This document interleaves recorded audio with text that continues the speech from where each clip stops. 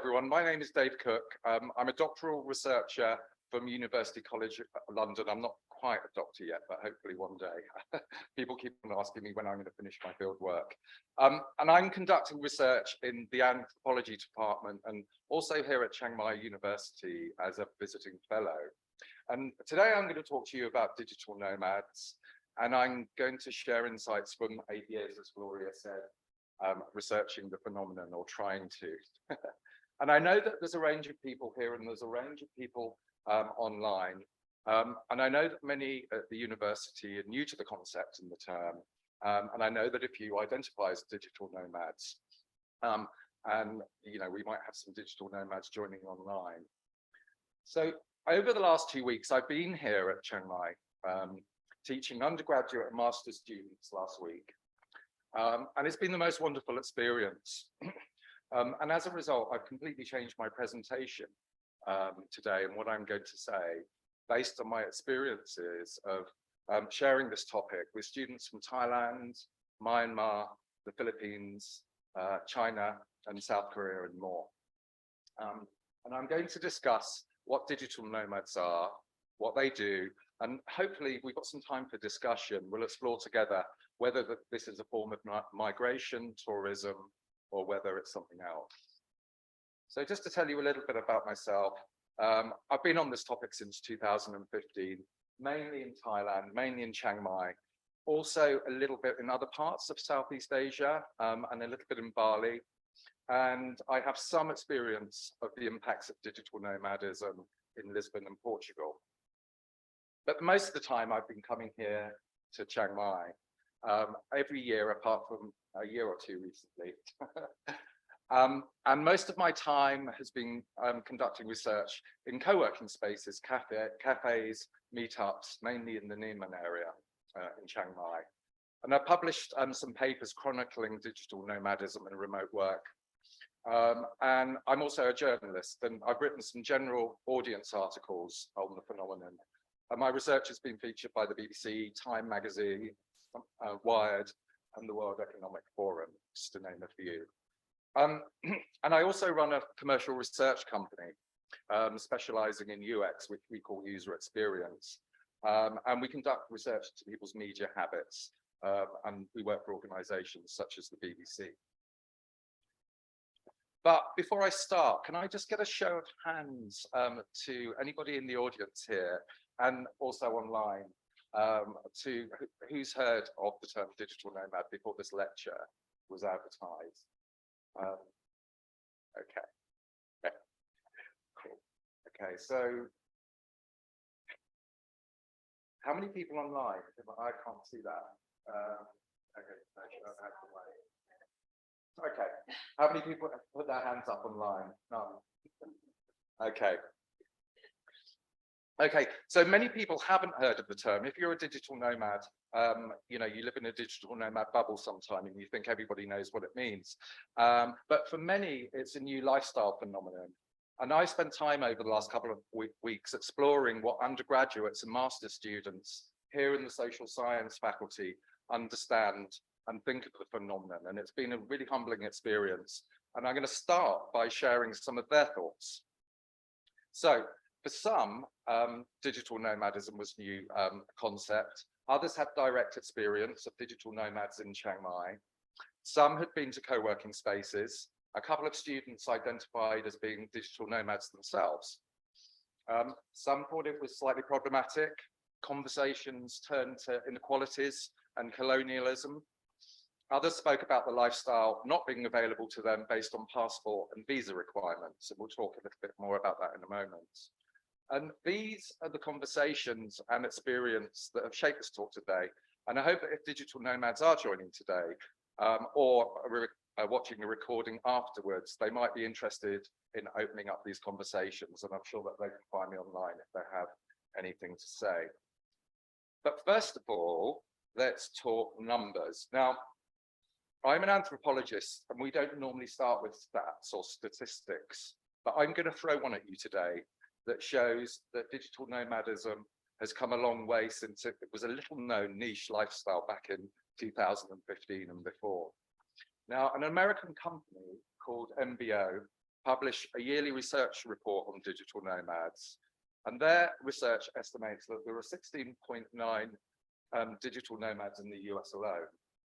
And even more startling, they estimate that today, in 2020, 72 million Americans are planning on becoming one. They call these armchair digital nomads.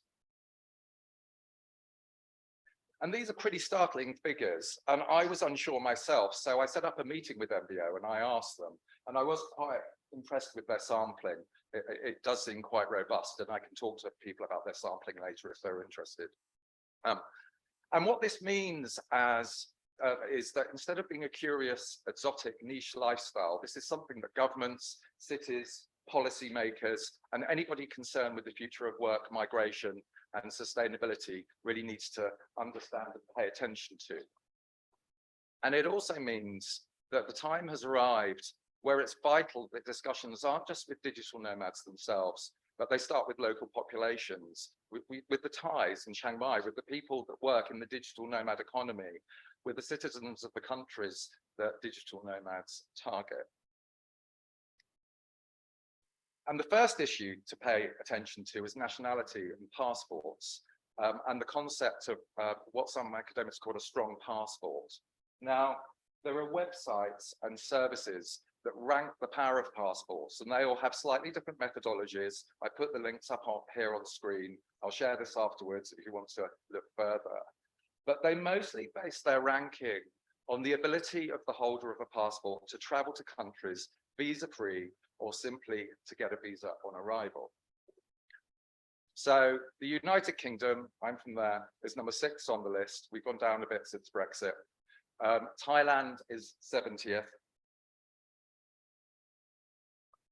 And I was involved in a feature documentary about digital nomads called Roamers, Follow Your Likes. And again, there's a link on screen here if anybody is interested to watch this. And one of the characters who was featured in the film was called Agnes.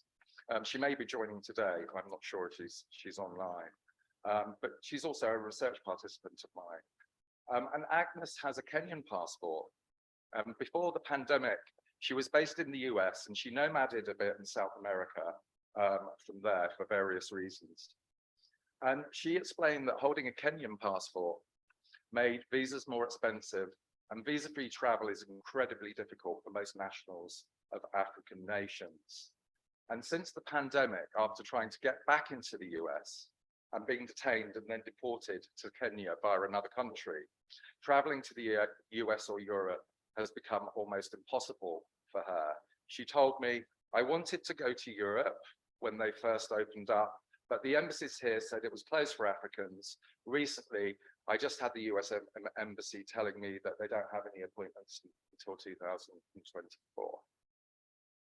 I spoke to Agnes about this talk yesterday. She gave me permission to tell parts of her story, especially if this starts conversations about bringing these injustices to the front and center, not just for academics, but for digital nomads to start having these discussions as well. I know some are. This is what being a citizen of the world looks like for Agnes. So all of the red is you require a visa. And as I've explained, that's really difficult. And it's the same for most aspiring African digital nomads. Even traveling as a tourist is a nightmare for them. This is what it looks like for Myanmar.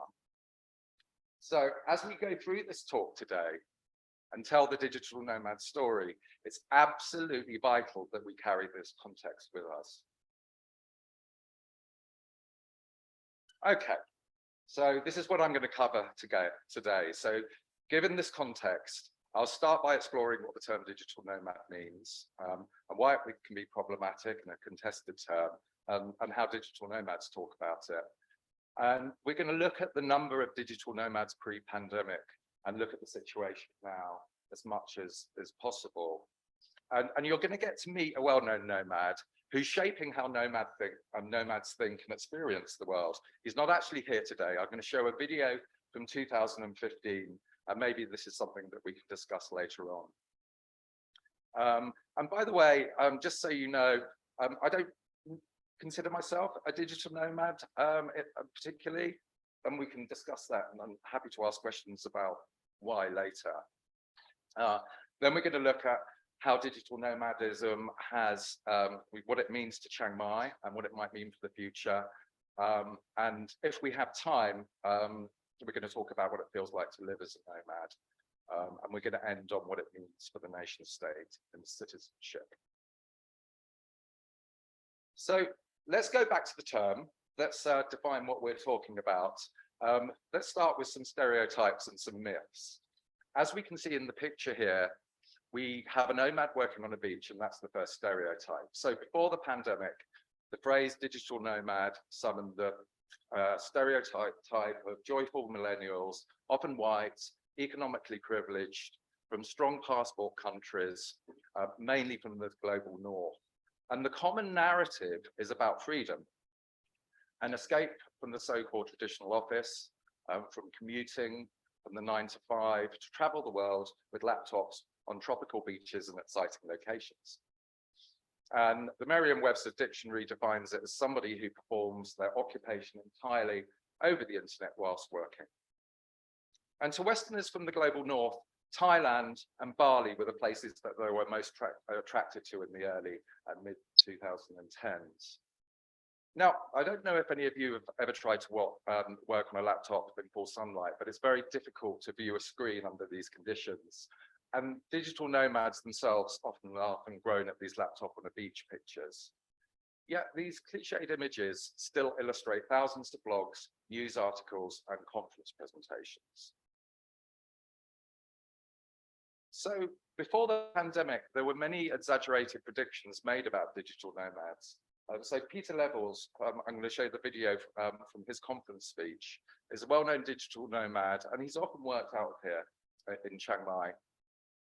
And he created a website called Nomadlist in 2014, more recently an app called AvatarAI.me. I don't know if anybody's heard of these. I'll just quickly explain what they are.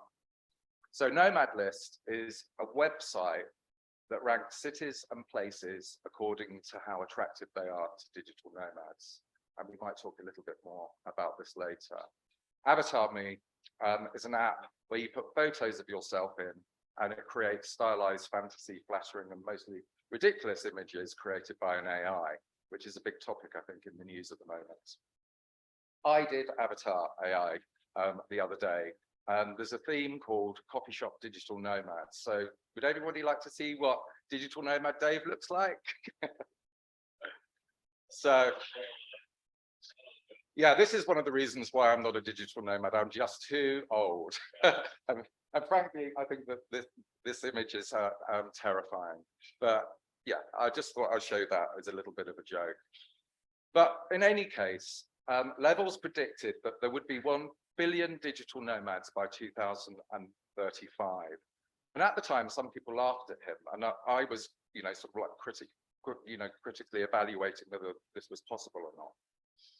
Now, to give you a taste of how Peter Levels talks and communicates and how he thinks, I'm going to play a video of part of a presentation from that digital nomad conference in Berlin in 2015. And this is where the stat originated. And later on, it might be interesting to discuss this video as a piece of empirical evidence, to use a social science term. Apologies for non-social scientists. So as you're watching it, maybe take notes in your thoughts, reactions to what he says in the video or how he says it. We can discuss them later.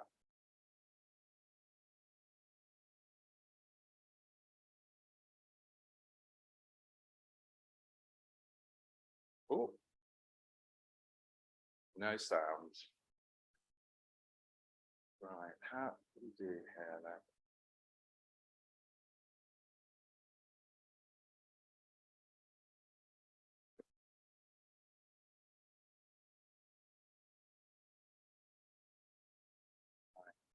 Unshare it, yeah.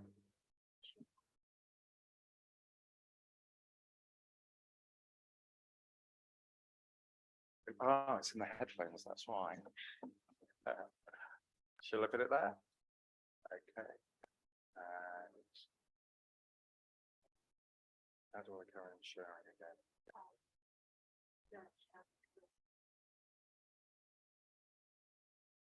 Let's try this again. I want to talk about the next 20 years. I'm 29 now, so in the next 20 years, I'll be 50. So it's a little grim, but does this work? Oh, this one. Sorry, wrong button. This is me. I used to have hair, but my friend shaved it last night or last week when I was drunk. So 2035, shit happens. So this is freelancers. So we're here now, 2015. This is America, it's kind of representative of the general population. About 30% is freelancer, but the prediction is it's gonna reach 50 or even more in 2035. So most of us will be, more than half will be freelancers, which is crazy to think about. It has to do with job security as well. A lot of people don't have jobs anymore, and people don't, it's really hard to get hired these days as a graduate. So this is the internet speed. Right now, it's about 100 megabits, it varies around the world, but it's gonna be 100 gigabits. And gigabit means about 20 gigabytes a second. So it means I can download my all my backups, all my photos that I ever made in about a minute. So it's really fast. And I can do that on mobile. And that's a big thing, 6G, sixth generation telephony, which means I have a smartphone where anywhere in the world, I'll have super fast internet, 10 to 100 gigabits a second. Even in Bali, I go to Bali a lot. Bali internet is a joke. Even in Bali, we will have good internet, finally. So this is another thing. You're like, why is he talking about marriages? Well, current marital status in America and the West is decreasing rapidly. And in 2035, less than half of the people around us will be married. And that's crazy to think about because it used to be the traditional thing, right? Getting married, getting a house, getting children. And there's a lot of overlap with digital nomads here. When, the previous speaker spoke about it, we're trying to find a different kind of life. And this whole generation is kind of doing that. And it means also we're marrying less, we have more relationships, that kind of stuff. And why is this important? Because a decline in marriage mechanically lowers home ownership because they go together. You marry, you get a house, right? You buy a mortgage, you buy a house, you get a mortgage, and you're stuck to that like 30 to 40 years. So this is actually happening here.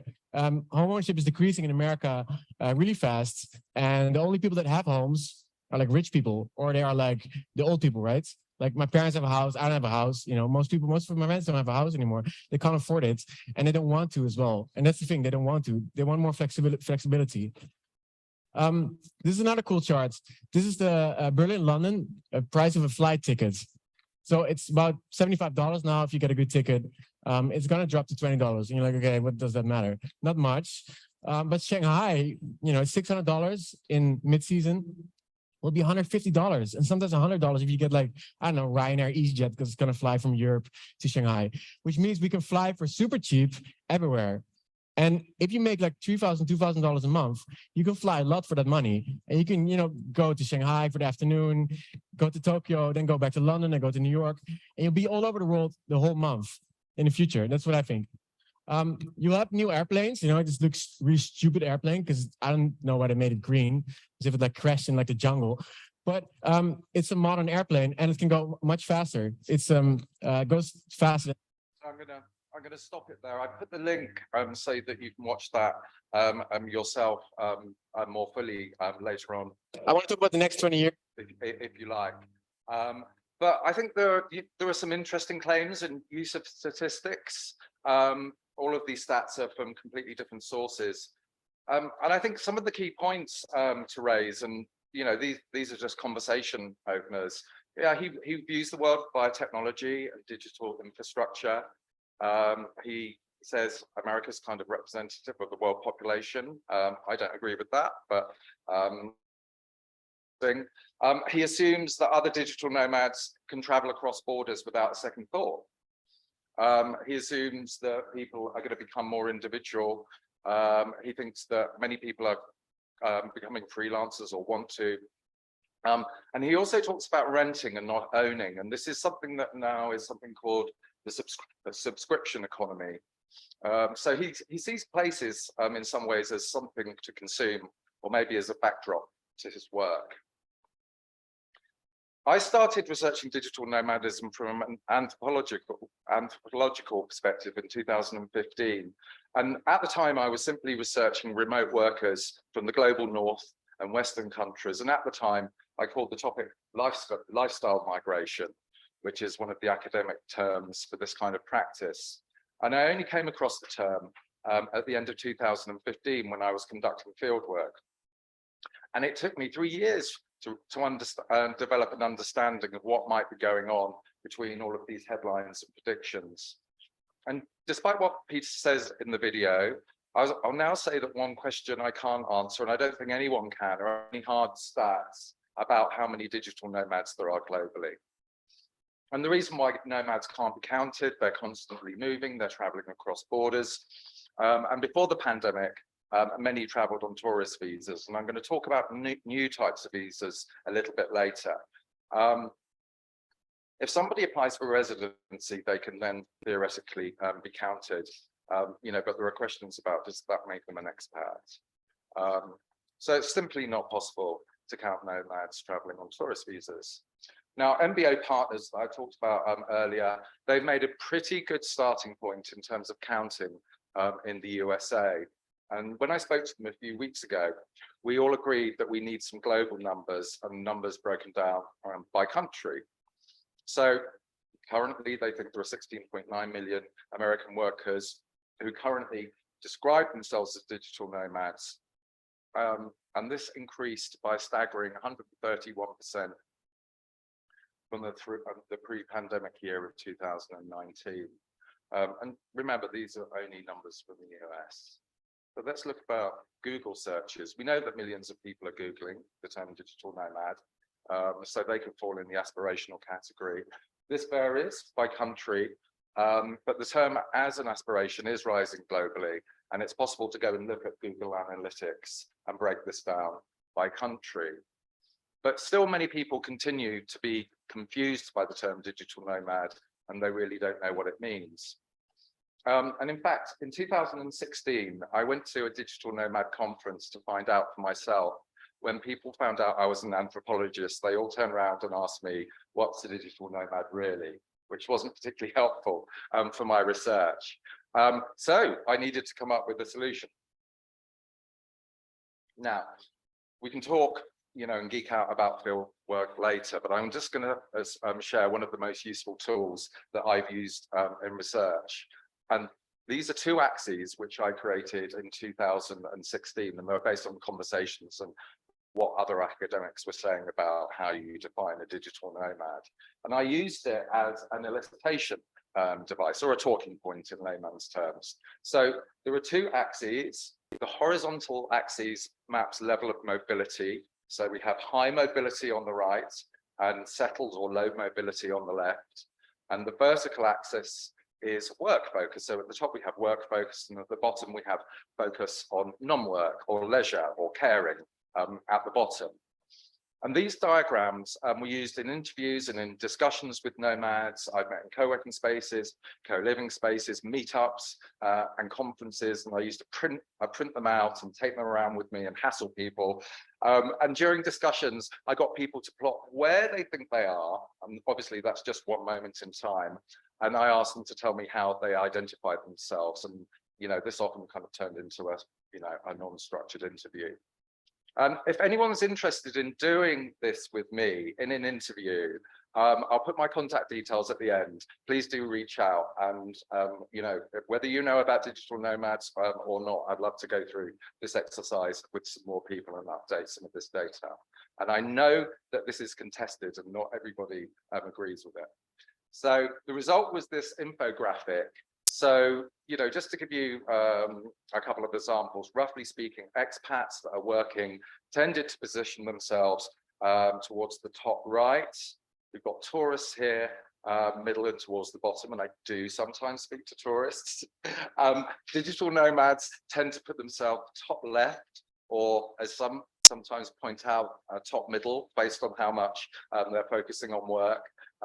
It's most contested, this, with digital nomads, and this is just a talking point, but it always creates an interesting point, and it helps me to capture more up-to-date data. So just as a sum, and it's always evolving, and I'm currently working with other academics to provide more clarity now that the phenomenon has grown. And this is from a conference a global conference on digital nomadism that I spoke at on the 1st of December as I was traveling over here to be in the field site. And the conference was called Lifestyle Mobilities, Digital Nomadism, Blurring Tourism, Work and Migration. And it was an invitation for researchers specializing in this area to come together and share their research and to help understand where the phenomenon was going or might be going. So the screenshot of the 12 of us up here, we all gave presentations, and some of us were asking quite difficult questions about potential impacts on local populations. So Karen, I know she's watching now, is on the bottom right, and she's doing a really cool research project. She's mapping out a theoretical approach to digital nomadism and the structures that support the mobility. And this project was inspired by relationships between domestic staff in the Caribbean servicing digital nomads, particularly in Antigua and Barbados. So I look forward to discussing this, and hopefully Karen can say some stuff later if she stays on.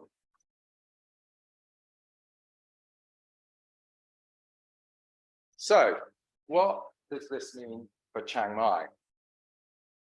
The impacts of digital nomads and technologies on cities is absolutely huge, and it has an impact on migration as well. So let's just go back in time a little bit. I conducted research here in Chiang Mai for quite a long time, and it's often described as the digital nomad capital of the world. This obviously changes, but one of these is an article from 2013 on the left. And I Googled Chiang Mai, digital nomad capital of the world, just a couple of days ago. And this YouTube video came up, which is on the right. And there are URLs on the screen. And again, if you want to explore further, you can. So, you know, if anywhere is likely to feel the impacts of digital nomadism, particularly in the wake of mass remote work, it's Chiang Mai. Now, I was having some lunch with some of the lecturers here, and they asked me why Thailand, why Chiang Mai. There isn't any clear answer, but in my research, I've discovered dozens of different factors, and I'm just going to name a few. So digital nomadism and backpacking, you know, they overlap sometimes. They're both lifestyle mobilities, and Chiang Mai has been on the tourist and backpack map for quite a long time, you know, decades. And nomads tell me that the climate, infrastructures, size of the city, not too big, decent tech and business infrastructures, cost of living are all factors.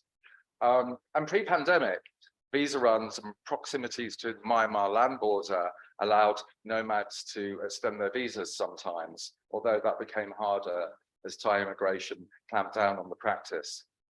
But the cost of living is the theme that comes up time and time again with almost everyone. Now, I'm going to ask for a show of hands. There's a word, and it's called geo-arbitrage. Who has heard the term geo-arbitrage? Is it Lily? Hi, Lily. Okay, so it was a term that was popularized by the self-help writer Tim Ferriss in 2004. And one of the main ideas was to go to a lower cost of living country, work less, and live like a rich person. That was literally like one of the taglines, one of the ways that it was marketed. And only digital nomads I met in 2018 had read this book, that they were inspired by it. So what could all four of these themes need for develop by Chiang Mai? So on screen on the left, we have a digital nomad infographic that shows the difference in living expenses between London and Bali. And these types of images are very common at digital nomad conferences. And they typically show differences in accommodation costs, living expenses, transport costs, phone and internet costs. And these factors are often behind many of the personal stories that my research participants share with me. And for many, the trigger is simply economic. So just to give you an example from the early days of my research, one of my research participants, Zev, 29, not his real name, he was a Chinese American. He was working 3 restaurant jobs in the Bay area, and the city was sucking up all of his time and money. So it delayed his plans to create an online business. So as a result, he swapped expensive California for Southeast Asia, where the cost of living was lower and he could spend more time bootstrapping, in his words, his business. And again, it'll be interesting to discuss reactions to these triggers at the end of the presentation. These are structural economic differences between national economies and digital nomads sometimes call this life hacking. To the right here on the screen, we're zooming in on Chiang Mai, and that's from the Nomad list. So let's talk about co-working spaces first. The most visible infrastructure that's emerged alongside the digital nomad phenomenon is the co-working space. So they emerged as a concept in the early 2000s and accelerated in the 2010s at the same time as the digital nomad phenomenon did. And it's a central infrastructure that's helped facilitate the growth of digital nomads. And in many ways, co-working spaces solved an important fieldwork problem for me, which is how to actually find digital nomads, because many don't go to co-working spaces, some work from rented accommodation. So most of my research is first and foremost with the research participants that travel and work from co-working spaces, also coffee shops, and also meetups and conferences in Chiang Mai and Southeast Asia. And by the way, one of these pictures is from a co-working space in Chiang Mai. And can anyone spot which one it is? I'm sure Manly can, I'm sure. Okay, so, I mean, the point that I'm trying to make here is it's very, very difficult to tell. It's top right, that was Pun Space in Neiman, which actually closed during the pandemic. And in many ways, co-working spaces have become a kind of international third space, or what the French anthropologist Marc Aurguet calls non-places. And I've conducted research in co-working spaces here in Chiang Mai since 2016. And since then, many more have appeared and some have disappeared. And here you can see from a Google map search I did the other day, there were about 20. Actually, there are probably quite a few more. Many are concentrated in the Neiman area, and these types of new services and systems are continually being created and imagined. So the impacts on Chiang Mai could rapidly change as the urban environment, as the lifestyle expands, if it hasn't already. So let's talk a bit about housing. More recently, digital nomads have been criticized in the media for impacts on local housing and cost of living. When digital nomads travel to cities and locations because the cost of living is cheaper than in their home country, it sometimes can make rental prices more expensive. And I get asked this question a lot, and I normally answer, to be honest, it's often a mix of over-tourism and digital nomadism, but we just can't blame digital nomads on their own. But in places such as Mexico City and Lisbon, locals have been protesting.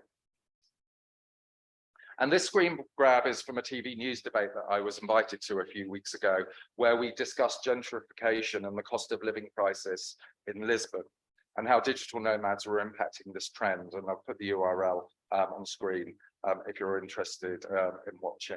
I think it's just off the screen as I'm sharing. So let's explore what this could mean to Chiang Mai. And in some respects, this is happening here already. I just don't have figures. I'm just going to give you a little bit of ethnographic evidence. So what we have here on this slide, on the left, we have a block of flats in Neiman. And next door, you can see this building work, possibly another set of apartments. And this was in 2019, by the way. One of my research participants told me that they saw an interesting warning sign in the lobby, which said, for traveler, tourist, backpacker, this is a place for residents only. It's not a hotel. The lobby was open, so I sat there all day and watched. And all day, Farangs with wheelie suitcases were walking in and out. They were sometimes being escorted. And there were also Westerners working on laptops in the main lobby. And I got talking to one of the visitors, and they showed me their apartment, and it was being run as an Airbnb. And they told me that their friends were also staying in another apartment, and it was almost identical. It had the same interior design, it had the same branding, and despite the warning sign, much of the apartment was being run as a hotel with Airbnb as the booking system. And in Reddit forums and blogs, there are endless heated debates about how many digital nomads were in Chiang Mai before the pandemic. So this is a screen grab from Reddit. Again, I will share this. It's a bit difficult to read. So I'll just, sort of like pull a couple of points out. But some people were arguing that it was just hundreds, and somebody else was saying it's 1,000 to 2,000. In this thread, it starts to get a little bit personal. One poster calls nomads who do visa runs the loudest, most tedious group of self-promoters in history. Those kind of debates and arguments do emerge sometimes. And this gives you a sense of how conversations about the topic can get really heated sometimes. And from my observations in co-working spaces over the last few days, it seems to be numbers are rising quite quickly again. And, we can sort of like correlate those with some of the broader stats that I've shared with you earlier. Okay, what is it really like to be a digital nomad? And I'm just going to very briefly geek out a little bit and give a bit of a sales pitch for anthropology and just discuss a little bit about how anthropology differs from other research disciplines and why I think it's important when studying digital nomads. And one of the first distinctions is the research methods that we use. The two main ones are ethnography and participant observation. And both methods include systematic explorations of culture, and they're immersive and they occur over time. So they're not just kind of some surveys or interviews. So instead of just counting and classifying people, we spend time thinking and feeling through what it's like to live in a certain time and culture. So whereas historians, for example, might look at the history of nations and nation states, an anthropologist is able to ask the question or explore the question, what do people think a nation state is in the first place, and how do they live in them?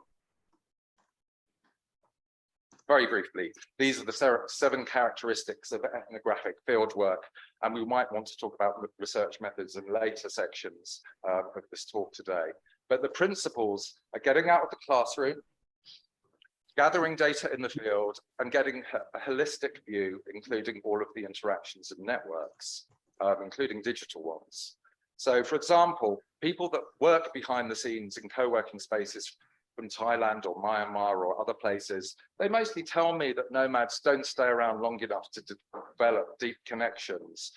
One Thai community manager from a co-working space told me how difficult it was to get members to do group activities. She told me, people are here to work. We try to get them to create a work-life balance, but when people work on their own, they often forget to stop working. And I've often wondered why people travel thousands of miles, often to tourist destinations, to escape the so-called office, and then they go to a co-working space. And there's some really interesting and funny anecdotes that I can share a little bit later. But I find the paradox that digital nomads reject the label tourist, but go to sites of tourism equally fascinating. And on my first day of research in a co-working space in 2015, I was chatting to a nomad, and I asked where he was from. And he shouted at me. The question irritated him. He told me that is such a dumb touristy question. Where I am. So another interesting encounter I observed in Chiang Mai was in a coffee shop in 2018. And there were 10 people working on laptops. The manager asked one of them to move into a smaller space so another customer could have coffee. The laptop guy then went into a long explanation about how he wasn't a tourist. And then I later spoke to the Thai manager, who I got to know over the years, and asked him about the exchange. He shrugged and he explained that staying a few weeks rather than a few days doesn't really make a difference to permanent residents. Okay, so I'm going to talk about some of the themes that are emerging in my research. So as well as creating a graphic that classifies what a proper digital nomad is, as an anthropologist, it's most interesting to find out what it's like to be a digital nomad and to begin to explore how this might change over time. And what kind of culture and community is being produced and circulated? And what kind of everyday strategies do people need to navigate a life and a work style that's always on the move? And how is this going to shape the places or the culture that digital nomads visit? So just to go back to 2005, at a party conference speech, the then Prime Minister, Tony Blair, warned us that globalization was unforgiving of frailty, no respect to past reputations, it has no custom, it has no practice.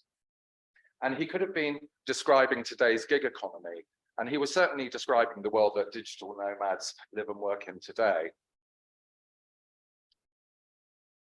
Similarly, the geographer and anthropologist David Harvey has framed neoliberalism as a shifting of personal responsibility from the state to the self. And although I'm not a political economist, my research is interested in what happens to people in these neoliberal contexts. What happens when economics and anthropology collide, and what kind of people are made? And scholars such as David Harvey and Nicholas Rose argue that the ideals of individual autonomy, freedom, self-responsibility are so widely circulated that they've become accepted as common sense. And in certain conversations with some digital nomad, the idea of the free market is often seen as a natural law, almost like gravity. And over the last 8 years, although digital nomads are a growing and diverse category, themes around freedom, freedom of movement, free markets, borderless identities, which challenge physical space and geographical distinctions are recurring themes.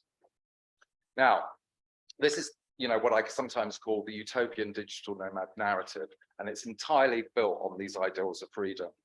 And people are even asked to chant, "I want freedom" at conferences. And I'm just going to play a little clip from a digital nomad conference in Chiang Mai from before the pandemic. And I've been to quite a few digital nomad conferences, and these kind of things do happen quite regularly. Let's see if the audio works. Think of all those bosses that you hated. Think of all those cold mornings getting out of bed. 1, 2, 3. Welcome to Nomad Summit 2019. So again, I put a link up there, and that's from a longer YouTube clip, and you can kind of, I think it's titled "Why Digital Nomads Come to Chiang Mai." So if you want to find out the answer, go look at that YouTube clip. So we've had enough about the kids. Okay, but in research with digital nomads, it's been important to critically evaluate what freedom means. And for some, freedom might be the ability to travel, grow a business, yet for others, freedom might mean access to universal healthcare. So it's a big topic. And exciting as digital nomadism is, there are certain complexities that come with living as a citizen of the world. And I've touched upon the inequalities that are attached to this freedom of movement. But digital nomads themselves often find the freedom that they're drawn to a struggle. And actually, I was looking at Chiang Mai digital nomads today, and somebody was saying that they were feeling lonely. And I hope you don't mind if I say this, Lily. She was very kind and suggested places where this person could go to not feel so lonely. So it was a real coincidence that I saw that this morning. So as one of my research participants explained to me, digital nomads can quickly become isolated, unaccountable, or burn out. And what I found most interesting in the first 4 years of the research is that if you define digital nomadism as a stable, ongoing, permanent way of living, and that's not the only definition, but more than 90% of the research participants I encountered gave up working, traveling in this way. And these are the stories that you don't hear. We only get to hear about the successful 10% because oftentimes spending time and effort, having a go at the lifestyle, enthusing about it on social media, many disappear from the scene or go silent on Instagram or other social media channels. And oftentimes nomads that give up don't want to talk to me anymore, but some do. And those that did keep in touch oftentimes explained that they felt a sense of shame that it didn't work out for them. And this is what we mean by holism in anthropology. It's important that we pay attention to the silences, to the anxieties, the absences, as well as the talk, the bodies present in the room, and all of the digital noise online. And just quickly, this might be really obvious to some people, but managing time zones is, I'm told, can be very painful. It might seem okay for a while. Many of my European research participants working in the evenings when everybody else is having dinner is okay occasionally, but as one told me, it eats away at your soul over time. And the main overlapping working window between Europe and Thailand is between 4 and 6 p.m. Thai time if you want to work in daylight hours. Working in Thailand with the US, work days, in the words of one participant, is brutal. And if you're working with the East Coast and the West Coast at the same time, it's almost impossible. And I've seen nomads trying to work this way unravel quite spectacularly. Now, digital nomads use digital time management zones to more effectively manage their time and automatically manage time zones. But there aren't really any tools that can fix that out of sync feeling that you get when you have the clients in Europe and you want to meet and they want to meet after their lunchtime and you're having to work in the evening. So certainly the middle psychological layer of Maslow's hierarchy of needs, particularly belongingness, can get disrupted in these situations. I'm told this quite often. In fact, it sounds mundane, but one of the most common digital nomad complaints to recur in my research is I've got no one to watch Netflix with. So if digital nomads come to Southeast Asia to maximize their leisure time in an exciting location, but end up working when everybody else is doing fun stuff, we have to ask, what is the lived reality?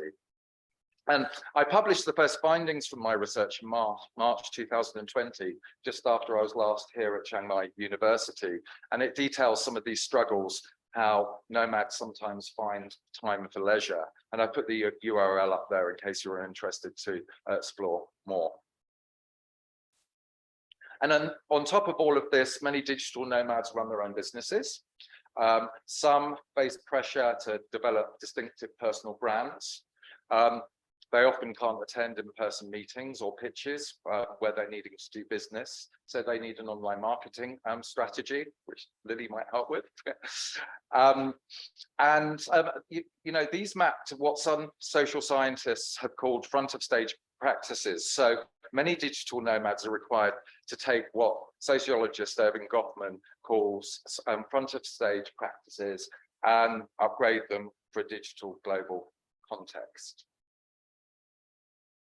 And workers are increasingly forced to think of themselves as the CEO of me, as a walking, living and breathing business. And this means having a unique brand, a marketing strategy and sales skills. And this language isn't new. This graphic is from the front cover of Fast Company magazine of 1997. And personal branding has come a long way since then. And I'm not the first social scientist to study personal branding. Anthropologist Ilana Gershon spent years researching personal branding in Silicon Valley, and she found many workers there were told in workshops that they need to master self-branding skills just to get a job in a traditional office. And some research participants told me that they feel pressured to get this right. And few people do this very, very well while still doing a full-time job. Traveling, curating a personal brand, recreating new friends networks every few weeks or so. So that can be quite draining. And I often hear accounts of nomads leaving their home countries before they get a chance to develop a robust client network or even a sense about what they want to do professionally. And I write about the experience of trying to transition from backpacker to being a nomad on the road. Again, in my latest research, I'll put a link up there. That's from a recent paper. So the term entrepreneur is often used by digital nomads. She's not here, I don't think, today, but that's when I first met Ajahn Aranya Sirifon in 2019. That's how I came to have an affiliation with Chiang Mai University. And we had a really interesting conversation about the word entrepreneur, and she introduced me to the work of Ulrich Brockling on the entrepreneurial self. And we can talk more in detail about that later.